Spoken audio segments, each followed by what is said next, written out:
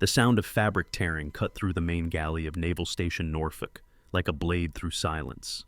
Blake Morrison, fresh out of basic training with 3 chevrons on his sleeve and an arrogance that hadn't yet been beaten out of him by real service, held up his utility knife with a theatrical flourish.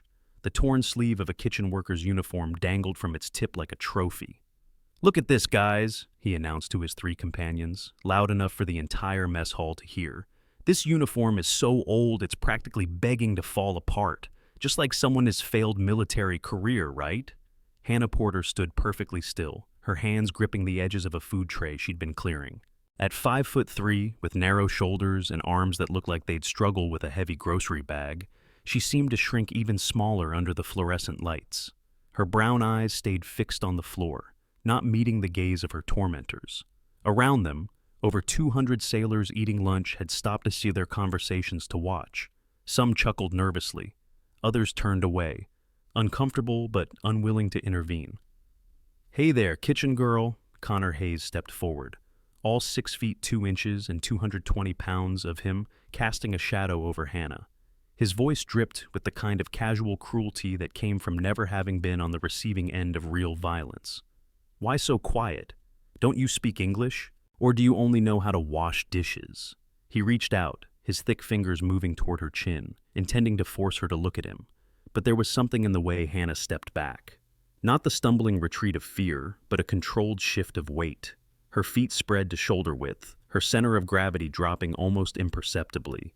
Her eyes, still downcast, held the stillness of deep water before a storm. Chief Petty Officer Samuel Hayes, sitting at a corner table with his morning report, felt his coffee mug pause halfway to his lips. That stance. He'd seen it before, in places where mistakes meant body bags. Before the chief could process the thought, Mason Brooks had moved behind Hannah, grabbing a fistful of her collar. "I think we need to teach this one about respecting real sailors, the ones who actually defend this country, instead of just serving them mashed potatoes." Tyler Shaw, the youngest of the 4 at barely 19, laughed nervously from his position by the door. He'd joined in because the others expected it, because in the military, especially when you're new, you don't want to be the odd one out. "Yeah, maybe she should go back to whatever civilian job rejects usually." The words died in his throat as Hannah's body language shifted.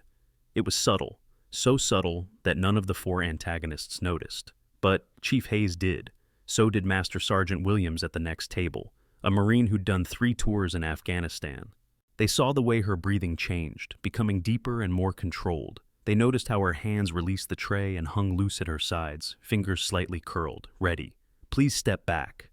Hannah's voice, when it finally came, was soft, quiet, but there was something underneath it that made the chief set down his coffee mug very carefully. It wasn't fear, it wasn't anger. It was the kind of controlled calm that preceded violence so precise it could be mistaken for art. Blake laughed, the sound sharp and ugly. "Oh, she speaks. Listen to that, boys. The dishwasher is giving us orders." He pulled out his knife again, the blade catching the overhead lights. "You know what? I don't think we're done with your uniform yet. It needs more ventilation." He moved toward her other sleeve. "After all, it's not like you need to look professional. You're not a real part of this Navy. You're just, what do they call it? Support staff, the help." Connor grabbed Hannah's wrist as Blake approached with the knife. His grip was hard enough to leave bruises on normal skin. "Hold still now. Wouldn't want you to get cut by accident." The mess hall had gone completely quiet, except for the hum of refrigerators and the distant clatter of dishes from the kitchen. 200 pairs of eyes watched as David versus Goliath played out in real time, except this David was a small woman who looked like she'd lose a fight with a strong wind. Mason tightened his grip on her collar, pulling the fabric taut. "You know what your problem is? You're in a warrior's place, pretending you belong. This base, this uniform, it's all meant for people who've earned it through strength and sacrifice. Not for people who—" Hannah's movement was so fast that Connor didn't even have time to shout. One moment she was standing still, seemingly helpless. The next, her wrist had rotated in his grip, using a technique that turned his own strength against him. The joint lock sent him stumbling backward, releasing her instantly while grabbing his twisted wrist in pain. But she wasn't done moving. As Mason tried to maintain his grip on her collar, Hannah dropped her weight and pivoted, using a perfect hip throw that sent all 200 pounds of him over her shoulder. He hit the floor hard enough to drive the air from his lungs, the impact echoing through the galley. Blake stood frozen, knife still extended, his brain trying to process what had just happened. Two of his friends were down in less than 3 seconds, taken out by someone who weighed maybe 120 pounds soaking wet. Tyler Shaw had already started backing toward the door, his self-preservation instincts finally overriding peer pressure. But the crowd of sailors had unconsciously closed ranks, blocking the exits. They wanted to see how this played out. Phones were coming out, videos starting to record. "I asked you to step back," Hannah said, still in that same quiet voice. She hadn't even broken a sweat. Her breathing remained controlled, measured. "I won't ask again." Blake's face flushed red with humiliation and rage. The script had been simple: intimidate the weak, establish dominance, reinforce the pecking order. Kitchen staff, especially small women, didn't fight back. They certainly didn't throw Marines around like children. "You little—" He lunged forward with the knife, all training forgotten in his anger. Hannah sidestepped the blade with an economy of movement that spoke of years of practice. Her left hand caught his knife wrist, her right elbow connected with his solar plexus with surgical precision, and suddenly Blake was on his knees, gasping for air while his knife clattered across the floor. The entire exchange had taken less than 15 seconds. Chief Hayes was on his feet now, but he wasn't moving to intervene. Not yet. His trained eye had caught something the younger sailors had missed.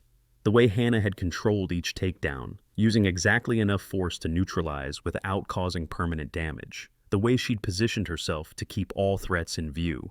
The way she'd disarmed Blake without breaking his wrist, though she easily could have. This wasn't self-defense learned at a weekend seminar. This was something else entirely. "Chief Hayes," one of the junior sailors whispered urgently. "Shouldn't we—" "Wait," the chief said quietly, his eyes never leaving Hannah. Connor had recovered enough to get back on his feet, his face twisted with pain and rage. "You're going to pay for that. Do you have any idea who my father is?" "He's—" "Irrelevant," Hannah interrupted, the first hint of steel entering her voice. "Your father isn't here. You are. And you just assaulted a federal employee on military property." "Assaulted?" Blake wheezed from the floor, trying to catch his breath. "You attacked us! Everyone saw it." "Everyone saw you approach me with a weapon after destroying government property and threatening further violence," Hannah said, nodding toward her torn sleeve. "They saw your friend grab me without consent. They saw me defend myself with minimum necessary force." She was using specific legal terminology, Chief Hayes noticed, the kind of language that appeared in after-action reports and court-martial proceedings. "Before we continue this incredible story of hidden valor and justice about to be served, tell us, where are you watching from today? Are you someone who believes in standing up for those who can't defend themselves? Or perhaps you know what it's like to be underestimated? Drop your location in the comments below, and let's see how many warriors for justice we have around the world. And if you want to see more stories of underdogs proving everyone wrong, hit that subscribe button right now. Mason had managed to get to his hands and knees, still struggling to breathe properly after the throw. "You're crazy," he gasped. "We're going to report this. You'll lose your job. You'll—" "Security footage," Hannah said simply, pointing to the cameras mounted in the corners of the galley. "Every second of this encounter is recorded, including the part where you damaged my property with a weapon, physically restrained me, and attempted to assault me." She paused, then added, "I'm sure the base JAG office will find it very interesting." JAG, Judge Advocate General. She knew the military justice system. Captain Oliver Grant chose that moment to enter the galley for a late lunch. The commanding officer of the base's administrative division took in the scene with a single sweep of his eyes. 3 sailors on the ground, one backed against the wall, a small kitchen worker standing in the middle of it all, and 200 witnesses with their phones out. "What is going on here?" His voice cut through the mess hall like a whip crack. Blake struggled to his feet, pointing at Hannah with a shaking finger. "Sir, this woman attacked us. She's a menace. She needs to be—" "I saw the whole thing, Captain," Chief Hayes interrupted, stepping forward. "These 4 sailors surrounded and threatened Ms. Porter here. They destroyed her property and attempted to physically assault her. She defended herself." "He's lying," Connor protested, still cradling his wrist. "We were just talking to her and she went crazy." Captain Grant's eyes moved to the crowd. "Did anyone else see what happened?" Grace Miller, Hannah's co-worker who had been trying to bring out fresh trays when the confrontation started, raised her hand. "I saw everything, sir. They've been harassing Hannah for weeks." Today they cornered her, and one of them, she pointed at Blake, cut her uniform with a knife. She's making it up, Mason wheezed. They're friends, of course she'd... I have video, sir. A petty officer in the crowd held up his phone. The whole thing. They definitely started it. More phones went up, dozens of them. Captain Grant's expression darkened. You four, stay right there. Don't move. He turned to Hannah. Are you injured? No, sir, Hannah replied, her voice returning to its quiet baseline. Do you wish to press charges? Hannah glanced at the four sailors. Blake was still red-faced with rage and humiliation. Connor looked like he wanted to disappear into the floor. Mason was shooting murderous glares at anyone who met his eyes. Tyler was crying, actually crying, probably seeing his naval career flash before his eyes. No, sir, she said finally. I think they've learned their lesson. But Blake, in his wounded pride and desperate need to salvage something from this humiliation, made one more catastrophic error in judgment. Learned our lesson? From you? You're nobody. You're just some washout who couldn't hack it in the real military, so now you serve food to actual warriors. You think you're tough because you know a few moves? I bet you learned them from some McDojo after you failed out of basic. The galley went silent again. Even Captain Grant stopped mid-turn to stare at Blake with disbelief. Hannah's hand moved to her collar, and for a moment everyone thought she was adjusting it after the scuffle. But then she did something unexpected. She pulled out a chain from under her shirt. Hanging from it were two small pieces of metal that caught the light. Dog tags. But not just any dog tags. Chief Hayes, who was closer, could see the wear on them, the scratches and dings that came from actual field use. And something else. A small trident pin attached to the chain beside them. Petty Officer Morrison, Hannah said, and Blake flinched at being addressed by his rank rather than his name. You're right that I'm not in the real military anymore. I separated 2 years ago. She let that hang in the air for a moment before continuing. But you're wrong about everything else. Hannah folded her torn sleeve back, revealing her forearm for the first time. Scars. Not the clean, surgical kind from accidents or operations. These were ragged, irregular, shrapnel scars, combat scars. The kind you got when things exploded near you in places where medevac was hours away. Master Sergeant Williams stood up slowly from his table, his eyes fixed on those scars. He'd seen identical ones on his own arms. Those are from an IED, he said, his voice carrying across the silent galley. Hannah neither confirmed nor denied it. She simply rolled her sleeve back down. You want to know why I work in this kitchen? She asked, though it wasn't really a question. Because after you've seen enough people die, after you've had enough blood on your hands, literal and figurative, sometimes you just want to do something simple, something clean, something where the biggest crisis is running out of green beans. She paused, then looked directly at Blake. And because it's a 20-minute drive from Arlington National Cemetery, where they buried the ones who didn't come home. Chief Hayes felt the pieces clicking together in his mind. The stance, the combat techniques, the scars, the terminology, the trident pin that was partially hidden by the dog tags. This wasn't just a veteran. This was something more. What's your last name again? Captain Grant asked quietly, though something in his expression suggested he was starting to put pieces together too. Porter, sir. Hannah Porter. He pulled out his phone, typing quickly. His clearance gave him access to certain databases that others couldn't see. His eyes widened slightly at whatever he found. Everyone except these four, clear out, now. The galley emptied with reluctance, sailors wanting to see how this played out, but unwilling to disobey a direct order. Grace tried to stay, but Hannah gave her a small smile and a nod, sending her along with the others. When the doors closed, leaving only Captain Grant, Chief Hayes, Hannah, and the four sailors who had started all this, the captain turned his phone toward Chief Hayes. The chief's intake of breath was audible.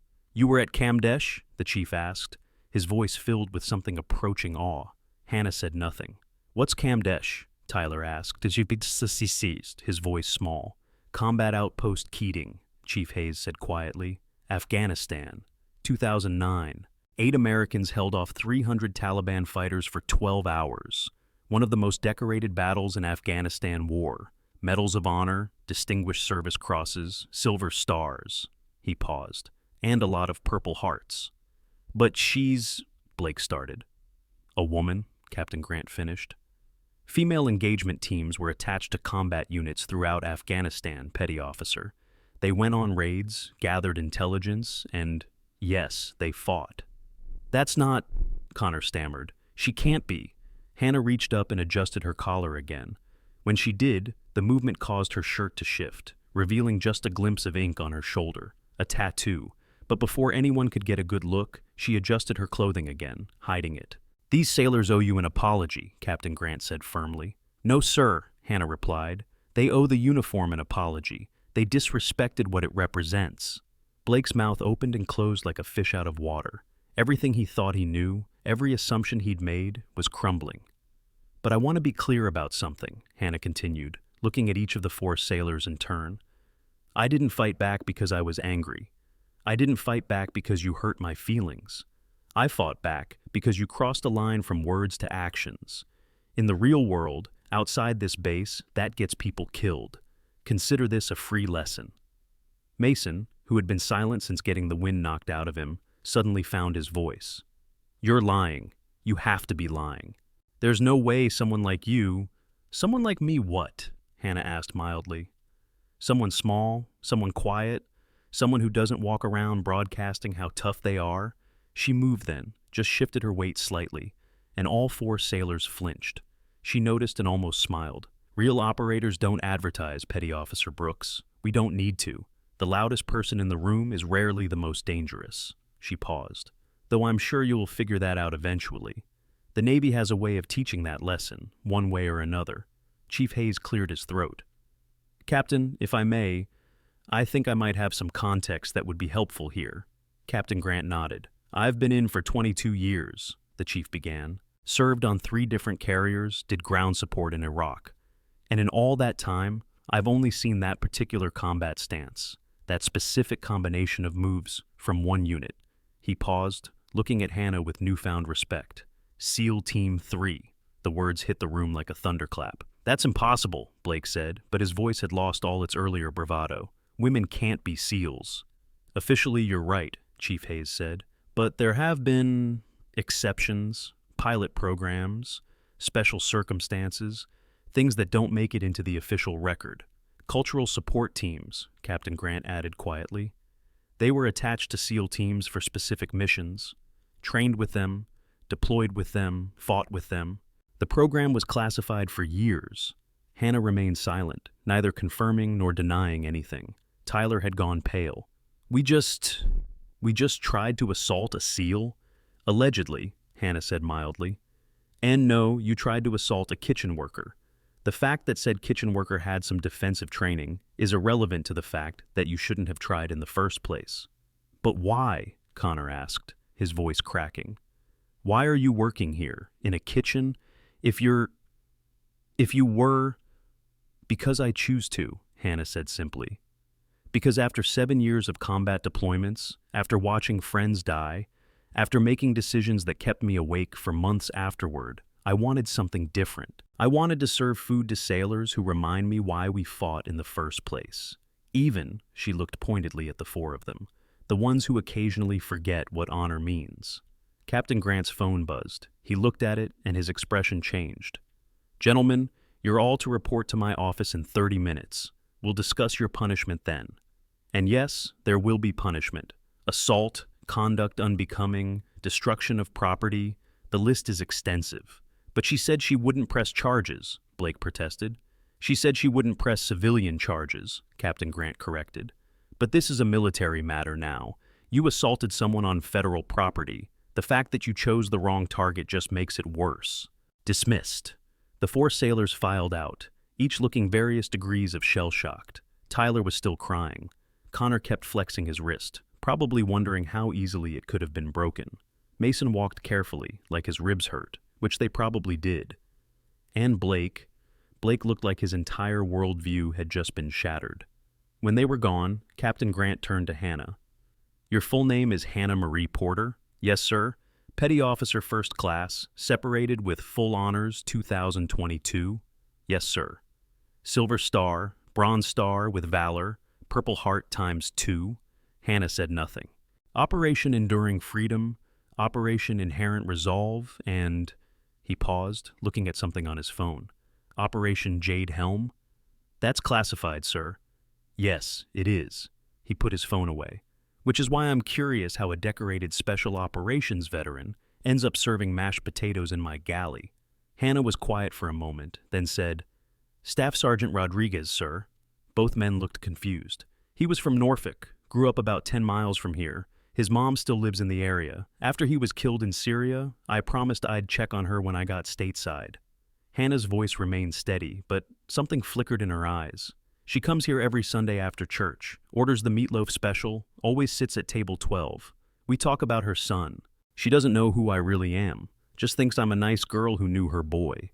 Chief Hayes felt his throat tighten. "You're here for a Gold Star mother?" "I'm here because it's where I need to be," Hannah corrected quietly.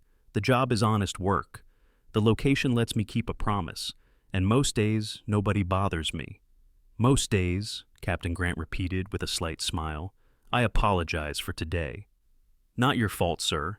Young sailors sometimes need to learn hard lessons. Better they learn them here than downrange." "Indeed," Captain Grant paused. "I have to ask, the tattoo I glimpsed, is that—" Hannah smiled slightly. "Just something to remember the teams by, sir." "The teams, plural." "I couldn't possibly comment on that, sir." The captain nodded slowly.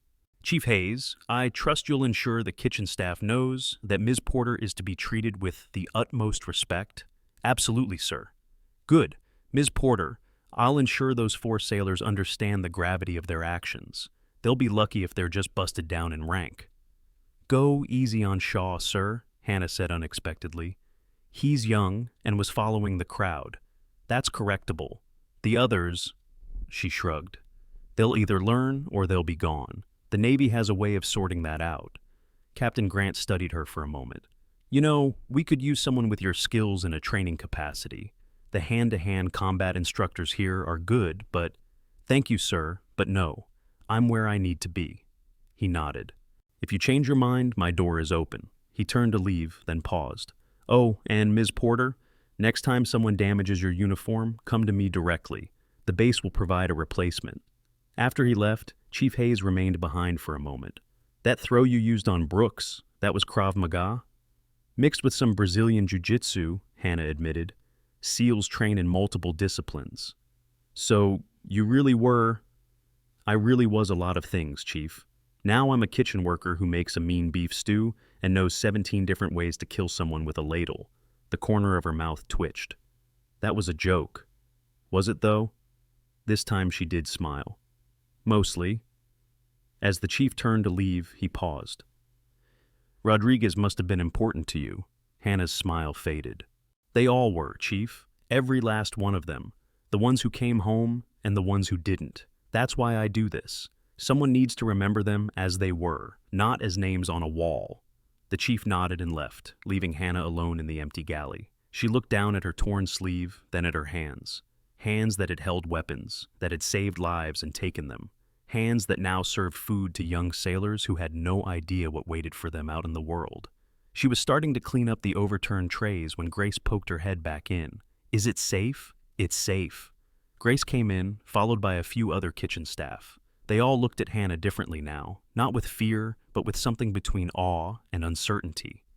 "Is it true?" Grace asked. "What they're saying? What? That you were Special Forces?" Hannah picked up a mop. "I was a lot of things. Now I'm the person who needs to clean up this mess before dinner prep starts." But Grace wasn't letting it go. "Those moves, where did you learn to fight like that?" "Here and there," Hannah said vaguely. "Come on," another worker, Pete, chimed in. "You just took down 4 sailors in like 10 seconds. That's not here and there. That's ninja stuff." Hannah sighed. "These were good people. They deserve something. I had some military training before I got out. Sometimes it comes in handy." "Some training?" Grace laughed nervously. "Hannah, you threw a 200-pound man over your shoulder like he was made of paper." "Leverage," Hannah said simply. "It's all about leverage and timing." "And the scars?" Pete asked, then immediately looked like he regretted it. "Sorry, that's none of my—" "Afghanistan," Hannah said simply. "Vehicle hit an IED. I was lucky. Others weren't." The kitchen went quiet. "I'm sorry," Grace said softly. "Don't be. I'm here, aren't I? That's more than some can say." She went back to mopping, and gradually the others returned to their duties. But there was a different energy in the kitchen now. Hannah could feel their eyes on her, could sense their questions. She'd worked so hard to blend in, to be nobody, and now that was blown. Her phone buzzed. She pulled it out, expecting it to be the shift supervisor asking about the incident. Instead, it was a number she didn't recognize with a Virginia area code. "Hello? Ms. Porter?" The voice was female, professional, military bearing even over the phone. "Yes? This is Admiral Rebecca Thompson's office. The Admiral would like to meet with you at your earliest convenience." Hannah's stomach dropped. Admiral Thompson was the base commander, the actual commander, not just a section head like Captain Grant. "Regarding?" "The Admiral will explain when you meet. Are you available this afternoon? Say, 1500 hours? 3 p.m. I'm working until... Your shift supervisor has already been notified. You'll be excused. It wasn't a request." "Yes, ma'am. 1500 hours. Where?" "Building 7, 3rd floor. The Admiral's aide will meet you at security." The line went dead. Hannah stared at her phone. First the confrontation, now this. So much for staying under the radar. "Everything okay?" Grace asked, noticing Hannah's expression. "I have to meet with the base commander this afternoon." Grace's eyes widened. "Because of what happened?" "I don't know." But Hannah had a sinking feeling it was about more than just 4 sailors acting like idiots. Admirals didn't summon kitchen workers for workplace disputes. They summoned them when something bigger was in play. The rest of the lunch shift passed in a blur. Word had spread throughout the base with the speed that only military gossip could achieve. Every sailor who came through the line looked at Hannah differently. Some with respect, some with curiosity, and a few with something that might have been fear. She ignored them all, serving food with the same quiet efficiency she'd maintained for 8 months. But inside, her mind was racing. Why would Admiral Thompson want to see her? Her separation had been clean, her record spotless despite the classified nature of most of her missions. She'd been careful to stay off everyone's radar, to be just another face in the crowd. At 14:45, she hung up her apron and headed for Building 7, the administrative heart of the base, where the big decisions were made and careers were created or destroyed. She'd been there exactly once before, during in-processing when she'd started the kitchen job. Then, she'd been invisible. Now, everyone she passed seemed to recognize her. "That's her," she heard someone whisper. "The one who took down those 4 guys. I heard she was Delta Force." "No way, she's too small. Size doesn't matter when you know how to kill people with your pinky." Hannah almost smiled at that last one. She couldn't kill anyone with her pinky. Her thumb maybe, if she hit the right pressure point, but the pinky was useless for lethal force. Building 7 loomed ahead, all glass and steel and military efficiency. She checked her reflection in the door. Her uniform was torn, but clean, her hair still in its regulation bun despite the morning's activities. She looked like what she was, a kitchen worker who'd had a rough shift. The security desk was manned by a Marine who looked like he could bench press a small car. He examined her ID with the kind of thoroughness usually reserved for potential terrorists. "Ms. Porter, Lieutenant Williams is waiting for you at the elevator." Lieutenant Williams turned out to be a sharp-looking woman in her early 30s, with the kind of posture that suggested she'd never slouched in her life. "Ms. Porter, this way, please." The elevator ride was silent. Hannah noticed the lieutenant stealing glances at her, probably trying to reconcile the small, quiet woman with the stories that were undoubtedly already circulating. The Admiral's office suite took up most of the 3rd floor. The outer office was all polished wood and Navy memorabilia, centuries of tradition condensed into carefully curated displays. The lieutenant knocked on the inner door. "Enter." Admiral Rebecca Thompson was not what Hannah had expected. She was in her 50s, African-American, with silver threading through her regulation short hair and eyes that missed nothing. She wasn't sitting behind her desk, but standing by the window, looking out at the base she commanded. "Ms. Porter, please sit." Hannah sat. The Admiral turned from the window, studying Hannah with an intensity that probably made junior officers wet themselves. Hannah met her gaze steadily. "Do you know why you're here?" "No, ma'am." "No? You don't think it might have something to do with the fact that you just demonstrated special operations level combat skills in my mess hall in front of 200 witnesses, many of whom were recording? I defended myself with appropriate force, ma'am." "Appropriate force." The Admiral moved to her desk, picking up a tablet. "I've reviewed the security footage. Your appropriate force included a joint lock that could have shattered a wrist, a throw that could have broken a spine, and a strike that, Had you aimed 2 inches differently, could have stopped a heart. Hannah said nothing. But you didn't, did you? Every move was precisely calibrated to incapacitate without permanent damage. That's not self-defense training, Ms. Porter. That's something else entirely. I had good teachers, ma'am. Yes, you did. The Admiral set down the tablet. SEAL Team 3, Combat Applications Group. And unless I'm mistaken, a brief attachment to Delta Force for Operation Jade Helm. Hannah kept her expression neutral. I couldn't comment on that, ma'am. No, you couldn't, because it's so classified that officially it never happened. The Admiral sat down. Which brings me to my question. What is someone with your skill set and record doing serving food in my galley? Keeping a promise, ma'am? To Staff Sergeant Rodriguez's mother. Yes, I know about that. I also know Rodriguez died saving your life, and 3 others in an operation that doesn't exist in any official record. This time, Hannah couldn't hide her surprise. I have friends in interesting places, Ms. Porter. Friends who remember a female operator who went by the call sign Ghost. Friends who say she was one of the best they'd ever seen. Natural talent combined with an almost obsessive dedication to perfection. That was a long time ago, ma'am. 2 years is not a long time, not for someone with your skills. The Admiral leaned back. I'm going to be direct with you, Ms. Porter. The video from this morning's incident is already viral. 4 hours, and it has 3 million views. By tonight, it'll be 10 million. By tomorrow, every news outlet in the country will be running the story of the mystery woman who took down 4 sailors. Hannah's heart sank. This was exactly what she'd been trying to avoid. I can't have that kind of attention on my base, the Admiral continued. And I suspect you don't want that kind of attention either. No, ma'am. So, we have a problem, one that needs a solution. Hannah waited. I could transfer you to another base, but that would just delay the inevitable. Someone would recognize you, connect the dots. Your face is out there now. The Admiral paused. Or we could try something different. Ma'am, there's a training evolution starting next week. SEER School, Survival, Evasion, Resistance, Escape. We're short an instructor for the combat resistance portion. Someone with real-world experience in hand-to-hand combat and prisoner resistance techniques. Hannah saw where this was going. You want me to teach? I want you to do what you do best, just in a controlled environment. The position would come with a significant pay increase, full military contractor benefits, and most importantly, official cover for your presence on this base. Cover? If people are going to talk, and they will, better they talk about our new combat instructor than our mystery kitchen worker. One story dies quickly, the other becomes base legend. Hannah thought about it. Teaching meant being visible, meant being known. Everything she'd been avoiding. But it also meant not having to pretend anymore, not having to hide who she was. What about Mrs. Rodriguez? Sunday dinners? The Admiral smiled slightly. The instructor position is Monday through Friday. Weekends are your own.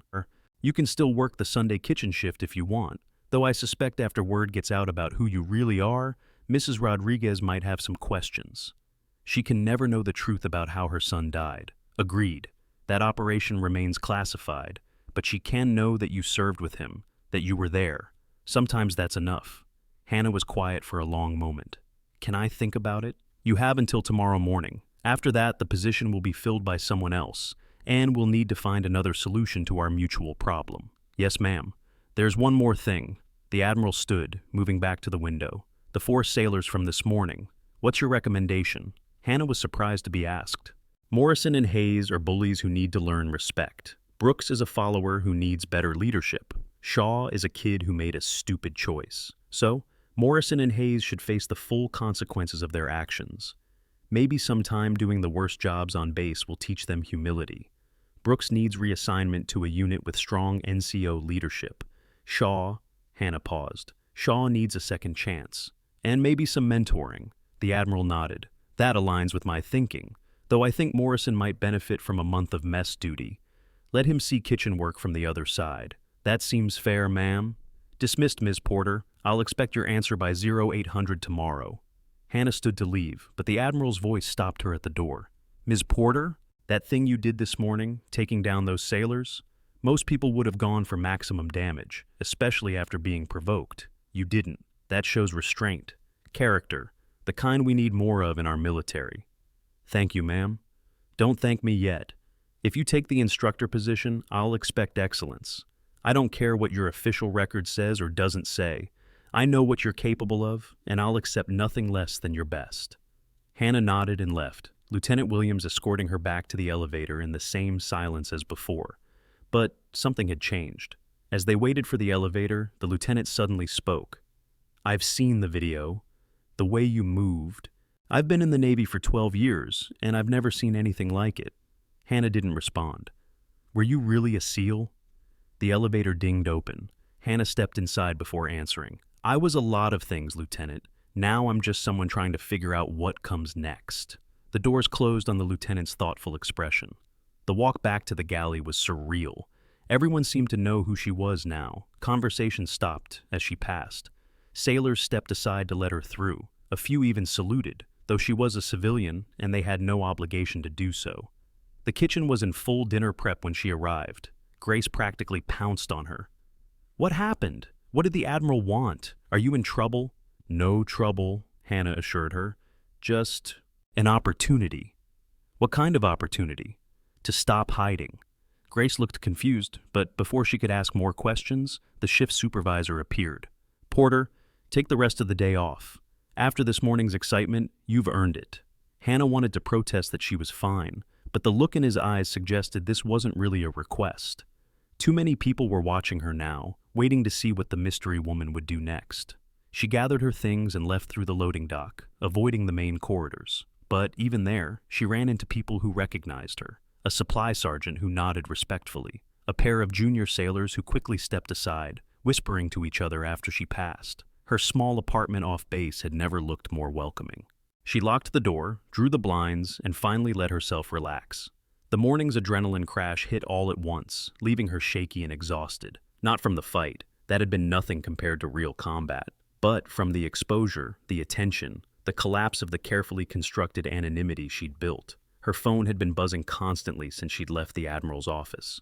She finally looked at it. Dozens of messages, unknown numbers, old military contacts who'd somehow gotten word, even a few reporters who'd tracked down her number through God knows what sources. She deleted them all without reading them. Then she noticed one from a number she did recognize. Master Chief David Collins, her old team leader from Team 3. The message was short. "Saw the video. Nice form on that throw. D." Despite everything, she smiled. Then she typed back, "Getting rusty? Took me 3 whole seconds. H." His response was immediate. "Civilian life making you soft. Come back to Virginia Beach. We'll fix that. Thanks, but I'm good where I am." "Are you, though?"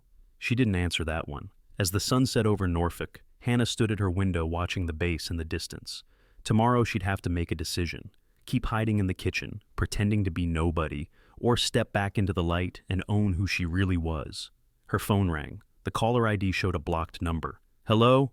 Spectre 7. The voice was electronically distorted, impossible to identify, but the call sign made her blood freeze. Nobody had called her that in 2 years. Nobody should even know that designation outside of a handful of people with the highest security clearances.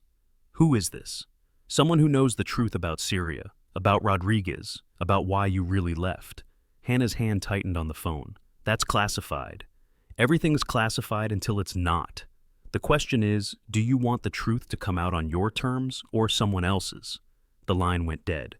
Hannah stared at the phone, her mind racing. Someone new, someone who shouldn't know, and now they were making contact. She pulled out a different phone, one she hadn't used in 2 years. It only had one number programmed into it. She hesitated, then made the call. "Echo Base." The voice was professional, military, giving nothing away. "This is Spectre 7. Authentication code, Tango Romeo 3379er. I need to speak with Control. Stand by." 30 seconds of silence, then a familiar voice. "Hannah, this better be important. Someone knows about Syria, Colonel. Someone outside the community." Colonel James Martinez, her former handler, swore softly. "How much do they know?" "Enough to use my call sign. Enough to mention Rodriguez and why I really left." "Where are you?" "Norfolk. Working at the naval station." "The kitchen job? You actually took that?" "I had my reasons." "Yeah, I saw them on the internet about 6 hours ago. Nice work, by the way. Though you've definitely lost a step. The Hannah I knew would have had all 4 down in under 10 seconds. Colonel, right, Sorry. Look, sit tight. Don't respond to any more contact attempts. I'm sending someone to check on you. I don't need... It's not a request, Hannah. If someone's compromised Syria, we need to know who and why, and we need to keep you safe until we figure it out. I can take care of myself. I know you can, but humor me. The asset will make contact within 24 hours. Call sign Lighthouse. The line went dead. Hannah set down the phone and moved to her closet. Behind her hanging clothes, hidden in a concealed compartment she'd built herself, was a go bag, cash, fake IDs, a clean phone, and a Glock 19 with 3 spare magazines. She'd hoped never to need it. She checked the Glock's action, muscle memory taking over. It had been 2 years since she'd held a weapon with intent, but her hands remembered every motion. Outside, a car drove slowly past her building. Could be nothing. Could be neighbors coming home from work. Or it could be surveillance. The car passed again 5 minutes later. Definitely surveillance. Hannah moved away from the window, keeping to the shadows. The car made a third pass, slower this time. She could make out 2 occupants, both male, both trying too hard to look casual. Amateur hour. Professional surveillance would have used multiple vehicles, rotating positions. These guys were either inexperienced or wanted her to know she was being watched. She pulled out her regular phone and texted Grace. Not feeling well, won't be in tomorrow. Then she grabbed the go bag, checked her exits, and settled in to wait. If they were going to make a move, it would be soon. The sun had fully set now, and darkness always emboldened the stupid. Her doorbell rang at exactly 8 p.m. Hannah checked the peephole. A delivery driver with a pizza she hadn't ordered. Classic approach tactic. Get the target to open the door, then rush in. She'd used the same technique in Afghanistan more than once. She didn't answer. The doorbell rang again, then knocking. Pizza delivery for Hannah Porter. She remained silent, positioned where she could see both the front door and the window that offered an escape route to the fire escape. After 5 minutes, the delivery driver gave up. She watched from her darkened apartment as he walked back to a van, spoke briefly with someone inside, then drove away. Her burner phone buzzed, a text from an unknown number. We just want to talk. She didn't respond. Another text.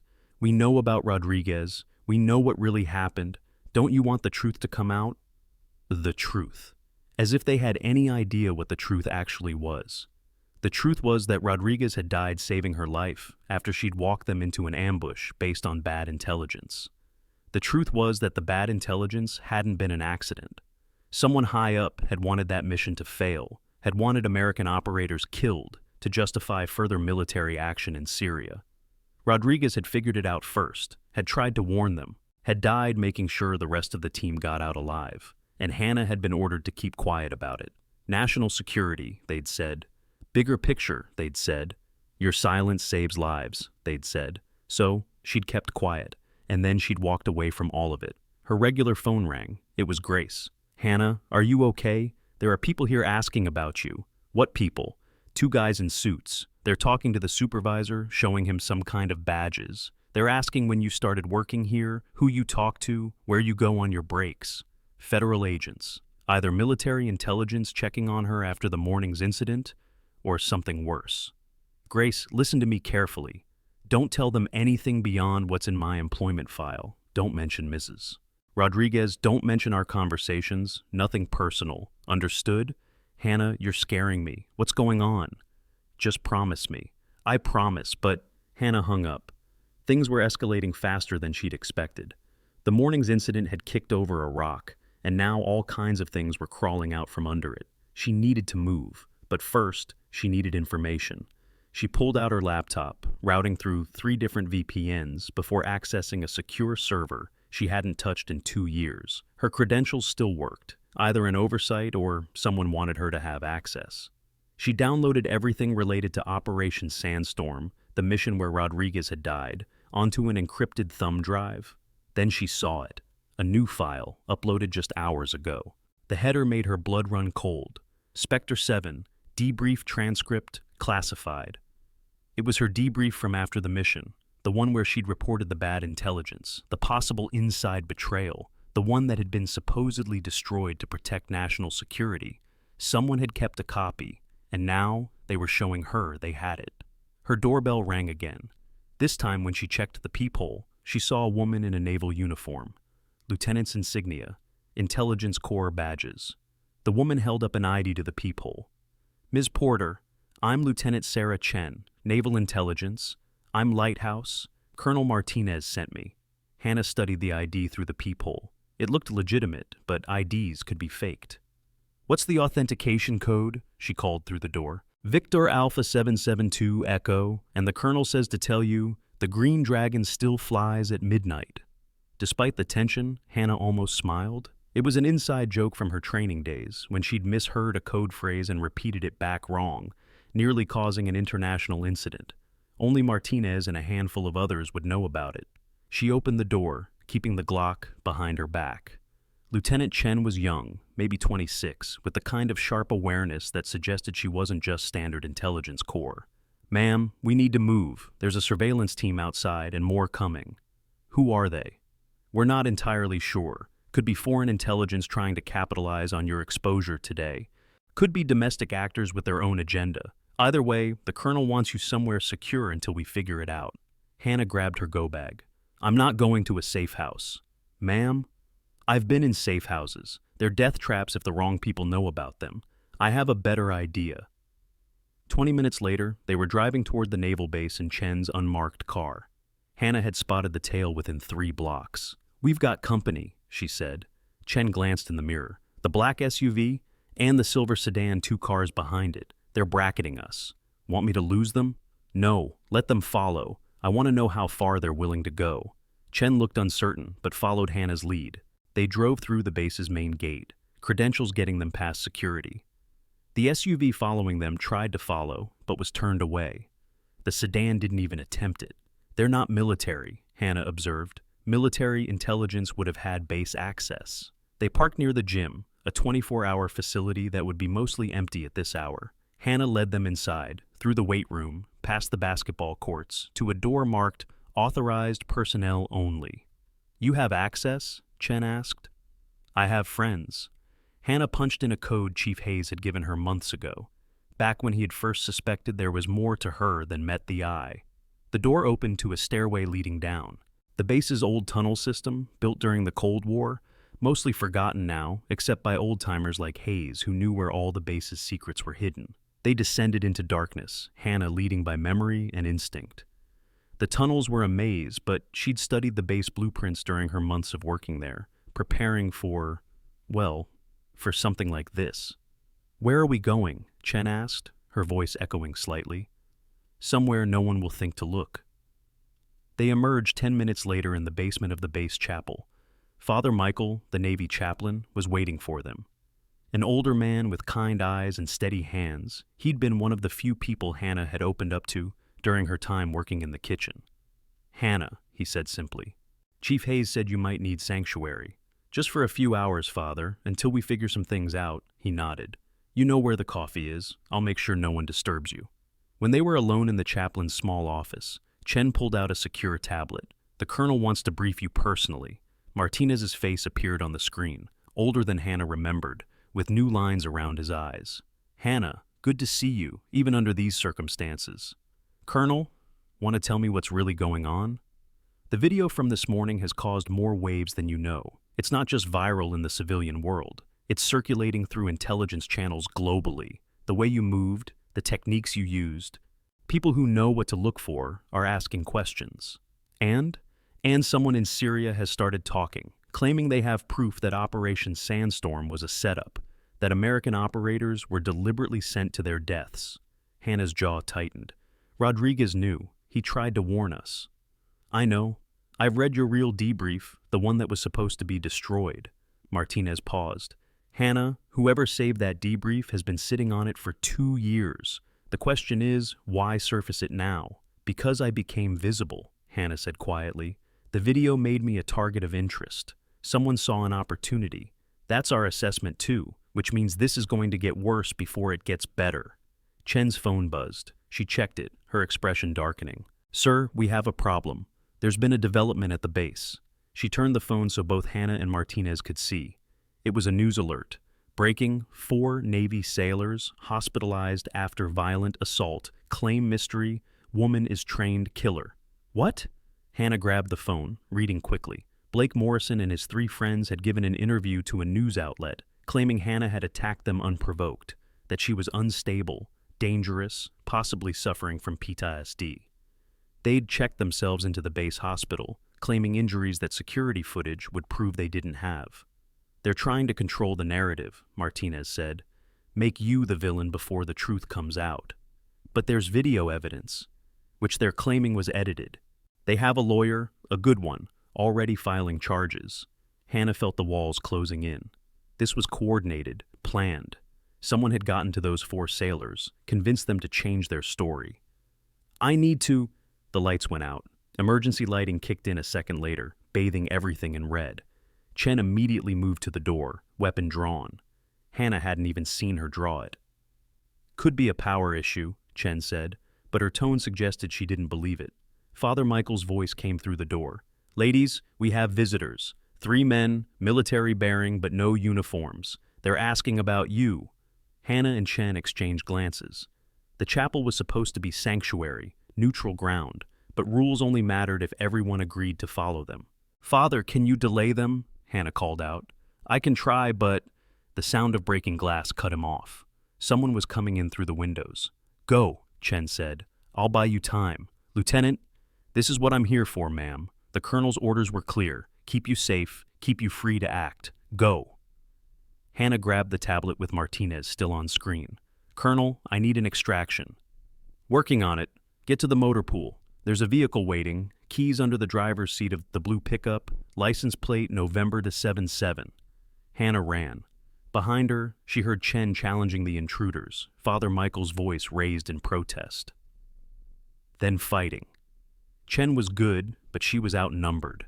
The tunnels again, but this time Hannah was truly running blind, emergency lighting creating more shadows than illumination. She navigated by instinct, by the mental map she'd built during her months of preparation. She emerged in the motor pool to find it seemingly deserted. The blue pickup was where Martinez had said it would be, but as she approached, Blake Morrison stepped out from behind a nearby vehicle. Only it wasn't the same Blake Morrison from this morning. This one moved differently, carried himself like someone with training. The arrogant kid was gone, replaced by something much more dangerous. "Hello, Spectre 7, he said, and his voice was different too. Older somehow, more cultured, the Texas drawl completely absent. Hannah stopped, calculating angles and distances. "You're not Morrison." "Oh, but I am. Have been for 3 months now. Amazing what a good cover identity and some acting lessons can accomplish." He smiled, and it was cold. "My employer has been very interested in you for some time. We knew you were here, of course. We just needed a way to draw you out. So, you provoked me. I provoked you. Though I'll admit, you exceeded expectations. I've had extensive combat training, and you still took me down in seconds. Impressive. Who do you work for?" "Someone who believes the truth about Syria should come out. Someone who thinks the American people deserve to know their soldiers were betrayed by their own government. And you think exposing that truth is worth destroying the lives of everyone involved, don't you?" He stepped closer. "Rodriguez died for nothing. Others died for nothing. All to protect the careers of politicians and generals who saw soldiers as acceptable losses. Don't they deserve justice?" Hannah heard footsteps behind her, multiple sets, moving in coordination. They were surrounding her. "Justice or revenge?" she asked, buying time while she planned. "Sometimes they're the same thing." The men behind her were closer now. She could hear their breathing, controlled but slightly elevated. They were nervous. Good. Nervous people made mistakes. "You know what your problem is?" Hannah said, letting her shoulders drop slightly, appearing to surrender. "You think this is about the past." Blake, not Blake, tilted his head. "Isn't it? No?" Hannah moved. She spun, grabbing a wrench from a nearby tool bench and hurling it at the nearest attacker's head. Before it connected, she was already rolling behind an engine block. Gunfire erupted, bullets sparking off metal. She came up running, using vehicles as cover, making for the pickup. Blake shouted orders, his team trying to flank her. But the motor pool was her territory now. She knew every corner, every hiding spot, every tool that could become a weapon. One attacker came around a van too fast. Hannah clotheslined him with a tire iron, then used his body as a shield as his partner fired. She threw the unconscious man at the shooter, following up with a flying knee that connected with his jaw. 2 down, at least 4 more, plus Blake. She made it to the pickup, keys where promised. The engine roared to life just as Blake appeared in front of the vehicle, weapon raised. "You're not leaving," he said. Hannah gunned it. Blake dove aside at the last second, firing as he moved. The windshield exploded, safety glass showering Hannah as she drove through the motor pool's bay door, wood and metal shrieking as the pickup burst onto the base road. In the mirror, she saw vehicles already pursuing. This wasn't over. Her phone rang. Unknown number. "Hannah, it's Chen." The lieutenant sounded hurt, but alive. "I'm okay. Father Michael got me out." "Where are you?" "Mobile and pursued. You?" "Safe for now. The colonel has a plan. Get to the ship." "What ship?" "There's a destroyer in port, the USS Stockdale. Captain Reynolds commanding. He's been briefed. He's expecting you." A destroyer. 300-plus crew, security, isolation from land-based threats. It was brilliant. "Copy that." She took a hard right, tires screaming, the pursuing vehicles momentarily losing sight of her. The port was 5 minutes away if she pushed it. Behind her, sirens were starting, base security finally responding. But when she arrived at the pier, the way was blocked. Not by Blake's team, but by a woman in a crisp business suit, flanked by what looked like federal agents. "Ms. Porter," the woman called out. "I'm Deputy Director Harrison, NSA, we need to talk." NSA, National Security Agency. The people who listened to everything, knew everything, and answered to almost no one. "About what?" Hannah called back, not leaving the vehicle. "About Operation Sandstorm. About who really gave the orders. About why Rodriguez had to die. You know? We've always known. The question is, what are you prepared to do about it?" This was it, the moment of choice. Keep running, keep hiding, or face the truth that had been chasing her for 2 years. Hannah turned off the engine and stepped out of the truck. "Talk," she said. Harrison smiled slightly. "Not here. Too many ears." She gestured to the destroyer. "Captain Reynolds has graciously offered his conference room." They walked up the gangplank together, Hannah acutely aware of the agents surrounding them, of the sailors watching from the ship's deck, of the weight of what was about to be revealed. Captain Reynolds met them at the quarterdeck. He was younger than Hannah expected, maybe 40, with intelligent eyes and steady hands. "Ms. Porter, welcome aboard. Captain, your reputation precedes you. It's an honor." The conference room was secure, debugged, with signal jammers active. Harrison dismissed her agents, leaving just herself, Hannah, Reynolds, and, surprisingly, Admiral Thompson, who had apparently been waiting for them. "Ms. Porter," the Admiral said, "interesting day you've had." "It's not over yet, apparently." Harrison opened a briefcase, pulling out a tablet. "Before we begin, I need you to understand something. What I'm about to show you is beyond classified. The only reason you're seeing it is because someone has already leaked portions of it, and we need your help to control the damage." She activated the tablet, and a video began playing. It was grainy, captured from a drone feed. Hannah recognized the location immediately. Syria. The compound where Rodriguez died. But this was from before the mission, days before. And in the footage, she could see American personnel meeting with the same insurgents who would later ambush her team. This can't be real. It's real. The meeting was authorized at the highest levels. The insurgents were supposed to be turned, made into assets. Instead, they played us. Used the meeting to plan the ambush. Hannah watched Rodriguez appear in frame, followed by herself, younger, unscarred, unaware of what was coming. Who authorized it? Harrison exchanged glances with Thompson. General Morrison. Hannah's blood went cold. Morrison.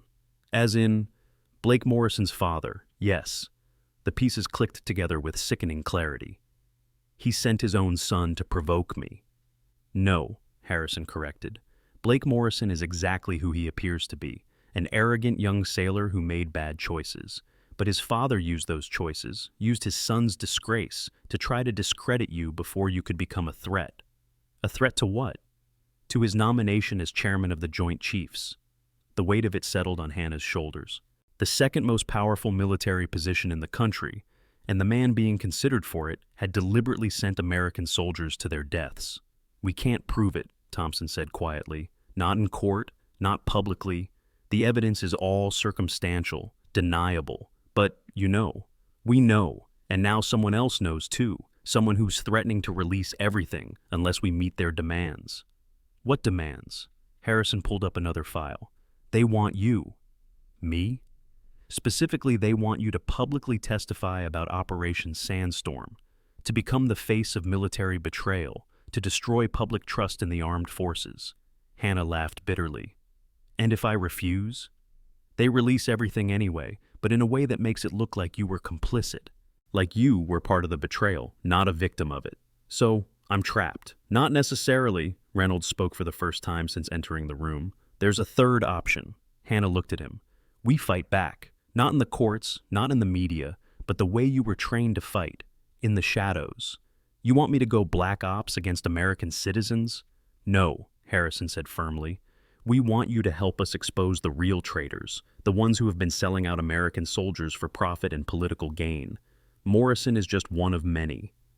A cancer, Thompson added, one that needs to be cut out before it spreads further. Hannah stood, walking to the window. Outside, she could see Norfolk's lights reflected on the water. Somewhere out there, Mrs. Rodriguez was probably finishing dinner, unaware that the conversation in this room was about her son's death. What happened to the real Blake Morrison? She asked suddenly. You said the one I fought had been playing him for 3 months. Harrison's expression darkened. We're looking into that. He's dead, isn't he? They killed him and replaced him. We don't know. Stop lying to me. Hannah's voice cracked like a whip. If you want my help, stop lying. Silence fell. Then Harrison nodded slowly. 3 months ago, Blake Morrison died in a car accident. Single vehicle, ran off the road. His body was identified by dental records, which can be faked, yes. So, someone murdered a kid to place an asset. Who has that kind of reach? That's what we're trying to find out. Hannah turned from the window. I want full immunity for anything related to Syria. I want the real Blake Morrison's death investigated properly. And I want the truth about Rodriguez made available to his mother when this is over. We can't. Those are my terms. Non-negotiable. The 3 officials exchanged glances. Finally, Thompson nodded. Done. Then what do you need from me? Harrison smiled grimly. First, we need to deal with the 4 sailors spreading lies about you. Their lawyer is holding a press conference tomorrow morning. We need to get ahead of that story. How? By telling a better one. The next 12 hours were a whirlwind. Hannah was moved to secure quarters on the destroyer, while Harrison's team worked their media magic. By dawn, a new narrative was emerging. The security footage from the galley, the complete unedited version, was mysteriously leaked to every major news outlet. But more than that, Hannah's service record, carefully sanitized but still impressive, found its way to journalists. The story shifted from dangerous woman attacks sailors to decorated veteran defends herself against harassment. Blake Morrison and his friends woke to find their lawyer had mysteriously withdrawn from the case, citing conflicts of interest. Their hospital records were subpoenaed, revealing no significant injuries. Security footage showed them checking themselves in while laughing and high-fiving. But the real masterstroke came when Admiral Thompson held a press conference. Standing at the podium in full-dress uniform, she was commanding, authoritative, and absolutely devastating to Morrison's narrative. Yesterday, Brisset, 4 sailors under my command chose to harass, threaten, and assault a civilian employee of this base, she began. That employee, Ms. Hannah Porter, is a decorated veteran who served this country with distinction in multiple combat zones. She has earned the right to respect, not just as a veteran, but as a human being. She paused, letting her words sink in. The 4 sailors involved have been charged with conduct unbecoming, assault, destruction of property, and making false official statements. They will face the full consequences of their actions under the Uniform Code of Military Justice. A reporter raised her hand. Admiral, can you confirm rumors that Ms. Porter was Special Operations? Thompson's expression didn't change. I can confirm that Ms. Porter served honorably and that her full service record remains classified for national security reasons. What I can tell you is that she has been awarded the Silver Star, Bronze Star with Valor, and multiple Purple Hearts. She is a hero who chose to continue serving her country in a civilian capacity after her military service ended. Why was she working in the kitchen? Because that's where she chose to work. Not everyone who serves seeks glory or recognition.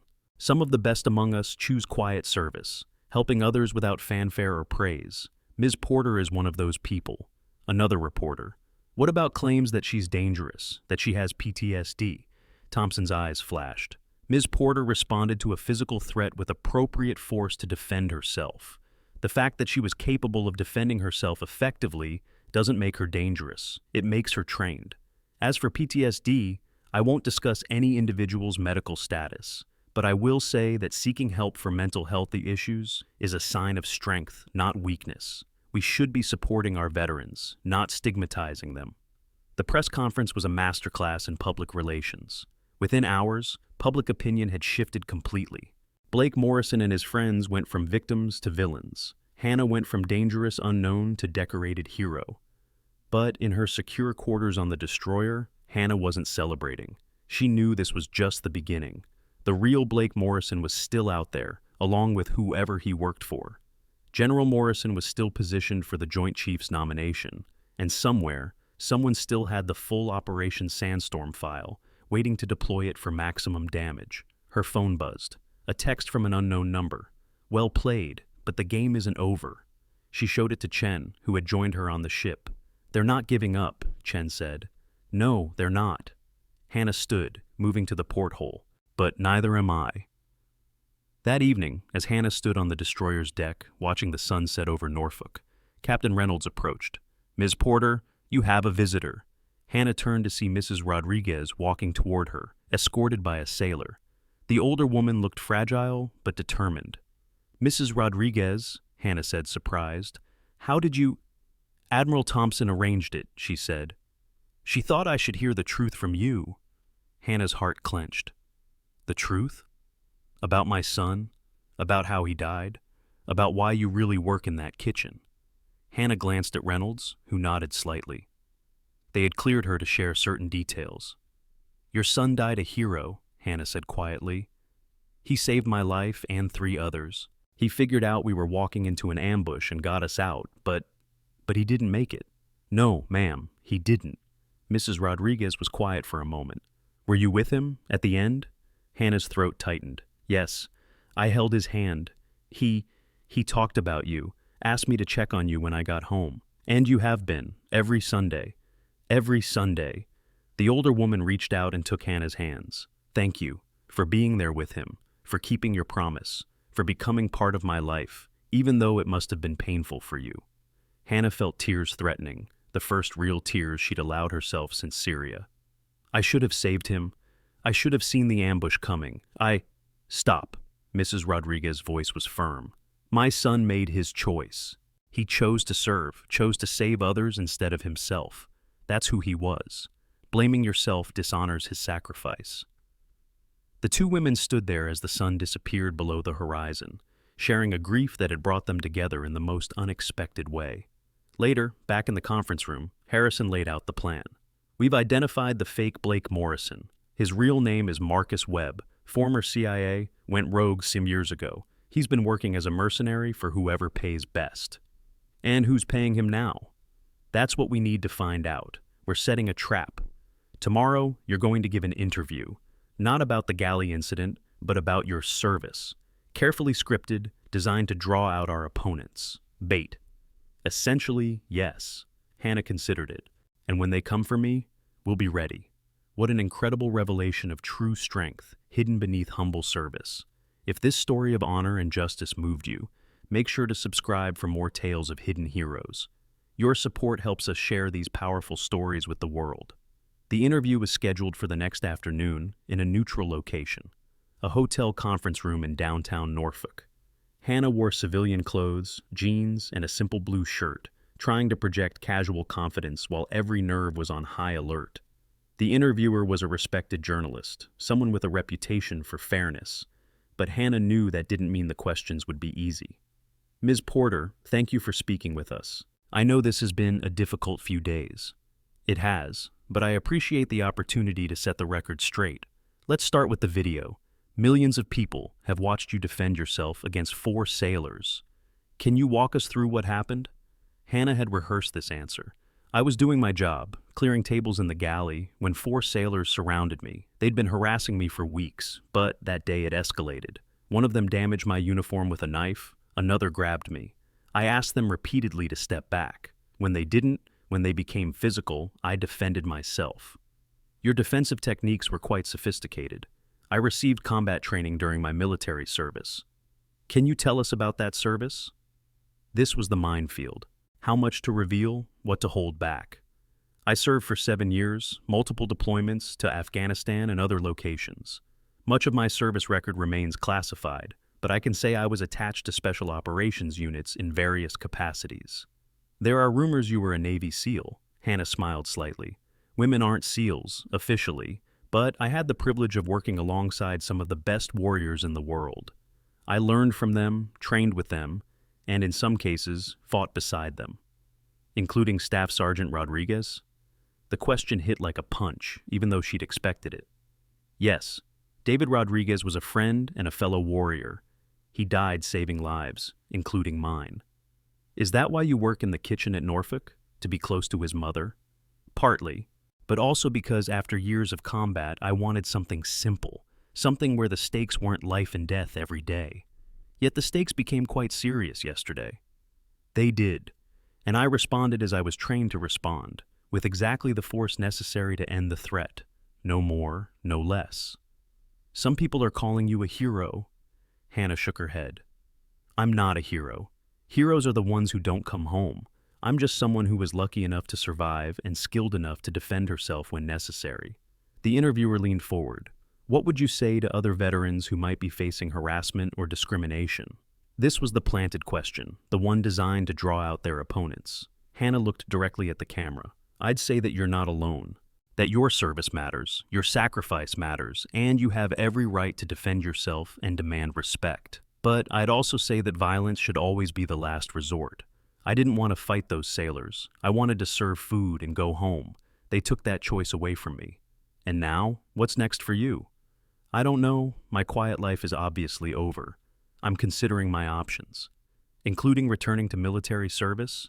Hannah paused, as if considering. If my country needs me, I'll answer the call. I always have. The interview ended, but Hannah knew the real operation was just beginning. Harrison's team had identified 3 possible locations where Webb might strike: her apartment, the base, or the hotel itself. Smart money was on the hotel. It was the most vulnerable location, the easiest to access and escape from. Hannah was walking toward the parking garage when she felt it, that shift in the air that meant danger. She'd felt it in Afghanistan, Syria, a dozen other places where death was close. She kept walking, but her hand moved to her concealed carry weapon, a small Sig Sauer P365 that Harrison had insisted she take. The garage was nearly empty. Her car, a rental, was on the 3rd level. She could hear footsteps echoing behind her. Multiple sets, trying to match her pace. She reached her car and pretended to fumble with the keys, using the reflection in the window to count. 4 of them, spreading out to cut off escape routes. "Miss Porter," a familiar voice called. Webb, still looking like Blake Morrison, but dropping the act. "We need to talk." Hannah turned slowly. "We are talking. Privately. Without your NSA friends listening? How did he know about the NSA? There was a leak somewhere." "I'm listening. My employer wants to make you an offer. $10 million, deposited in any account you choose in exchange for your testimony about Operation Sandstorm." Testimony saying what?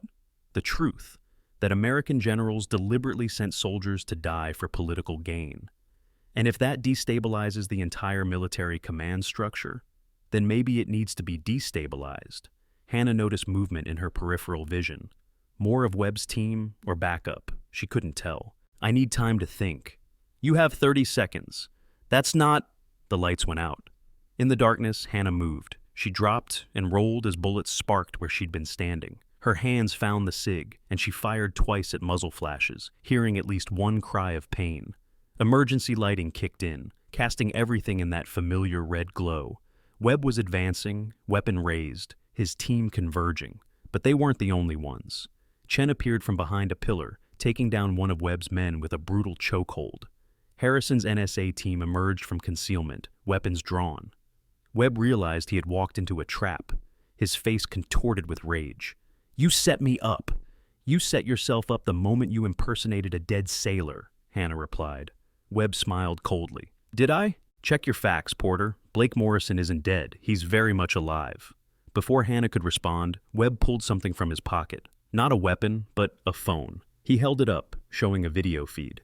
It was Blake Morrison, the real one, tied to a chair in what looked like a warehouse. He's been our guest for 3 months, fed, watered, kept alive as insurance. But if I don't check in within the next hour, my people have orders to kill him. The NSA team hesitated. This changed everything. Where is he? Hannah demanded. Somewhere you'll never find him in time. Unless what?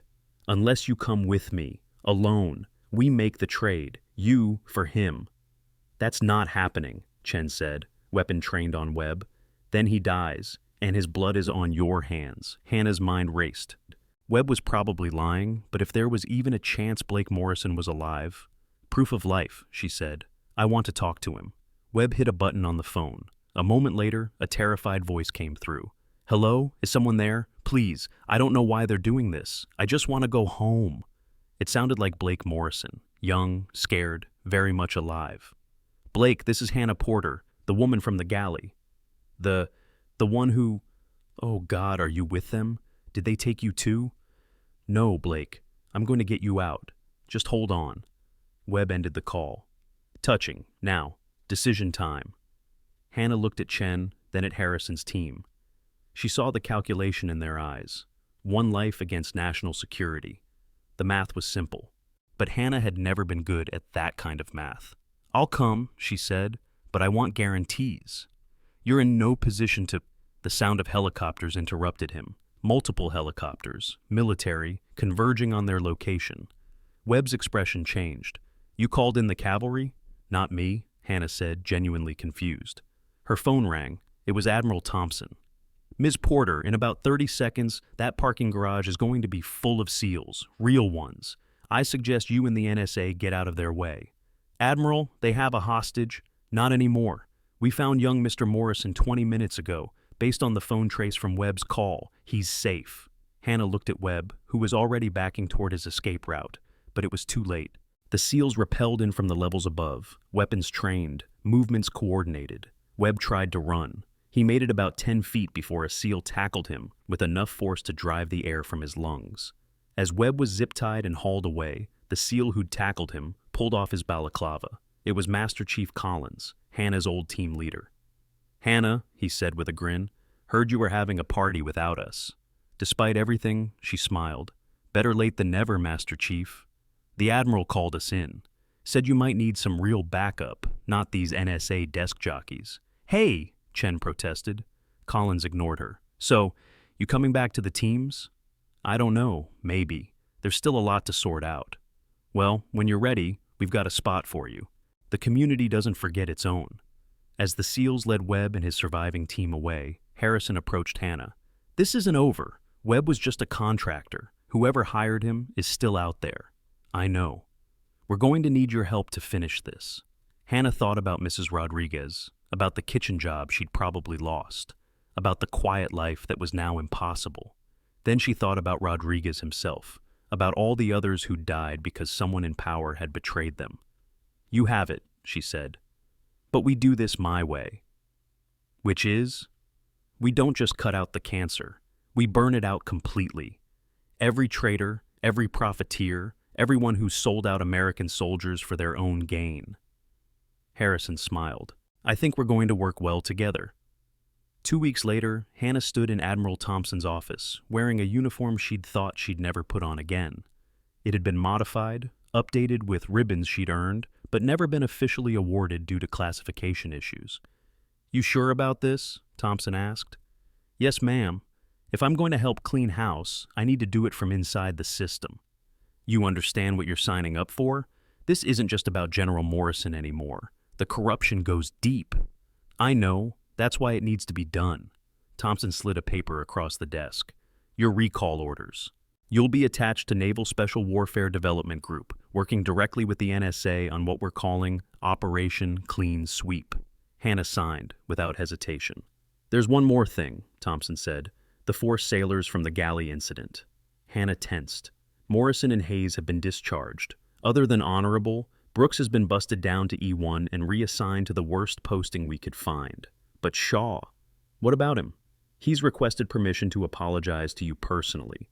He's also volunteered for community service, working with veteran support groups. Hannah considered. He was the youngest, the most influenced by the others. That's what we thought, so I'll hear his apology. Whether I accept it depends on what he says. Later, in a small conference room, Tyler Shaw stood at attention, barely able to meet Hannah's eyes. He looked younger than his 19 years, scared and ashamed. "Ma'am, I'm sorry. Not just for that day, but for every day before it, when I saw you and thought I was better than you because I wore a uniform and you worked in the kitchen. I was wrong. I was stupid and arrogant and young," Hannah said, not unkindly. "Sit down, Shaw." He sat, surprised. "You want to know the difference between you and the others?" Hannah asked. "Ma'am?" "You hesitated. In the galley, when they surrounded me, you hesitated. Some part of you knew it was wrong. I should have stopped them. Yes, you should have. But you didn't, and now you have to live with that. The question is, what are you going to do about it?" "I want to be better, ma'am. I want to earn the uniform, really earn it." Hannah studied him. He was sincere. She could see that. Young, stupid, but capable of learning. Then learn from this. The uniform doesn't make you better than anyone. Service doesn't make you superior. It makes you responsible. Responsible for protecting those who can't protect themselves. For standing up to wrongs even when it's hard, especially when it's hard. Yes, ma'am. And Shaw, the next time you see someone being harassed, military or civilian, what are you going to do? Stop it, ma'am, no matter what. Good. Now get out of here. You've got community service to do. As Shaw left, Chen entered. She'd been assigned as Hannah's liaison with the NSA, and the two had developed a good working relationship. "General Morrison's confirmation hearing is tomorrow," Chen said. "I know. We could leak something tonight, derail it. No, let him think he's won. When we take him down, I want it to be complete. I want him to lose everything, the way Rodriguez lost everything. That could take months. I've got time. I've been patient for 2 years. I can be patient a little longer." That evening, Hannah returned to the galley one last time. The kitchen staff was finishing dinner service, and they all stopped when she walked in wearing her uniform. Grace was the first to speak. "Hannah, we heard... you're back in the Navy?" "Something like that." "Are you here to arrest someone else?" Pete joked nervously. "No, I'm here to say goodbye. And thank you. For 8 months, you gave me exactly what I needed. Normalcy, routine, a place where I could just be Hannah. Not a soldier, not a SEAL, just Hannah who made good soup and kept the coffee fresh." "You're really leaving?" Grace asked, tears in her eyes. "I have work to do, but I'll visit when I can." She hugged each of them, these people who'd become friends without ever really knowing who she was. As she was leaving, she stopped at table 12, where Mrs. Rodriguez always sat. The older woman wasn't there, of course. It wasn't Sunday. But Hannah sat for a moment, remembering conversations about David, about his childhood, his dreams, the life he'd never get to live. Her phone buzzed, a message from Collins. "Team's gathering at Murphy's bar. You coming?" She typed back, "On my way." As she left the galley for the last time, Hannah realized she wasn't leaving anything behind. She was taking it all with her. The lessons learned in silence, the strength found in service, the connections made over shared meals and quiet conversations. The war she was about to fight wouldn't be fought in Afghanistan or Syria. It would be fought in hearing rooms and back offices, with evidence and testimony instead of bullets and bombs. But it was still war, and she was still a warrior.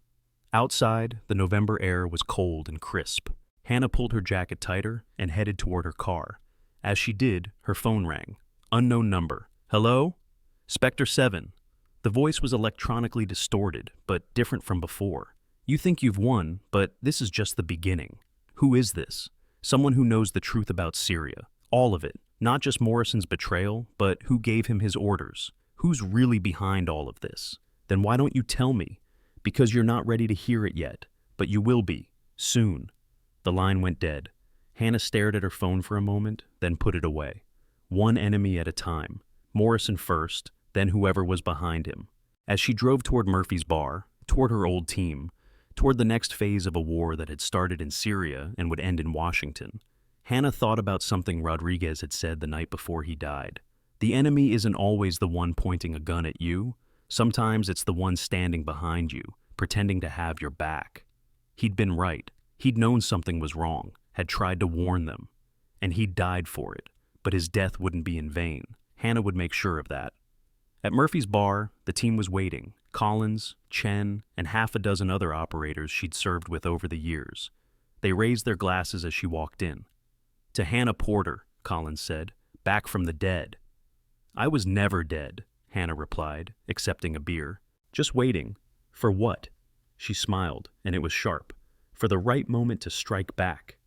They drank and talked and planned, because tomorrow, the real war would begin. The war against those who betrayed their own, who sold out soldiers for profit and power. General Morrison would be confirmed tomorrow. He'd sit in his Pentagon office, thinking he'd won, that his secrets were safe. He was wrong. Hannah's phone buzzed one more time, a message from Admiral Thompson. "Operation Clean Sweep is approved. Good hunting." She raised her glass again, this time silently, to Rodriguez and all the others who died because of betrayal from within. "We're coming for you," she whispered. And somewhere in Washington, in a Pentagon office with a view of the Potomac, General Morrison felt a chill run down his spine, though he couldn't say why. The hunt was about to begin.